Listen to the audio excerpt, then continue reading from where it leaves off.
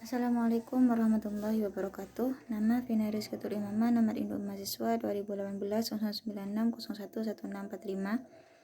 Baiklah, saya di sini akan menjelaskan tentang potret pendidikan di Asia, di mana tugas ini diberikan untuk memenuhi mata kuliah perbandingan pendidikan yang dibimbing langsung oleh Bapak Fikri Farihin MPD. Pendidikan di Asia terbagi menjadi 3 bagian. Yang pertama, pendidikan di Malaysia. Pembangunan Malaysia dilakukan dengan memadukan antara sektor kehidupan, terutama memadukan antara sektor ekonomi, politik, dan pendidikan. Pembangunan sektor politik dilakukan secara membangun kesatuan nasionalis dan memantapkan sistem politik monarkis konstitusional dengan sistem pemerintahan parlementer.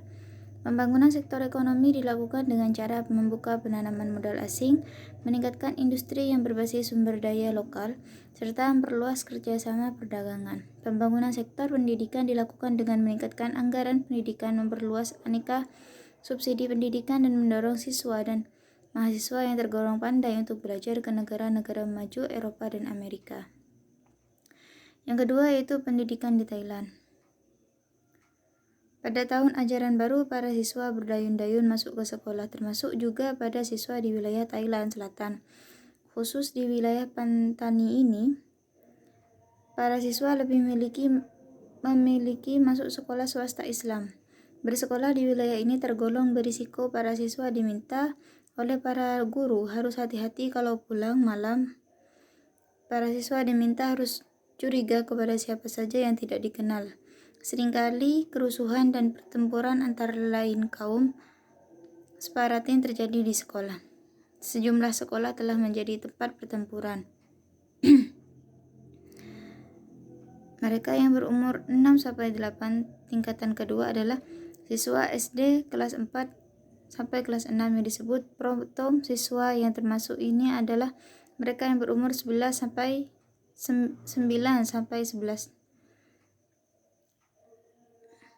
Yang ketiga yaitu pendidikan di India. Dalam bidang kependidikan, India mengalami proses panjang dimulai dari zaman kuno sampai saat ini.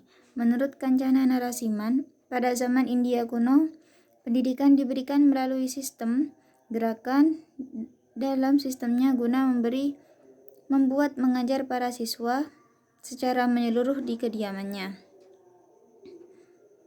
Kebijakan pendidikan nasional India antara lain berusaha melaksanakan program untuk proses universalkan pendidikan dasar dan pemberatasan buta aksara untuk dewasa. Kebijakan pendidikan pemerintah di negara bagian dalam sebuah perencanaan yang disebut Rencana Pembangunan 5 tahun. Rencana pembangunan pendidikan dalam replika tersebut dianggap suatu yang penting dalam menunjang pembangunan ekonomi dan pembangunan sumber daya manusia. Salah satu proses pembangunan pendidikan adalah perluasan pendidikan untuk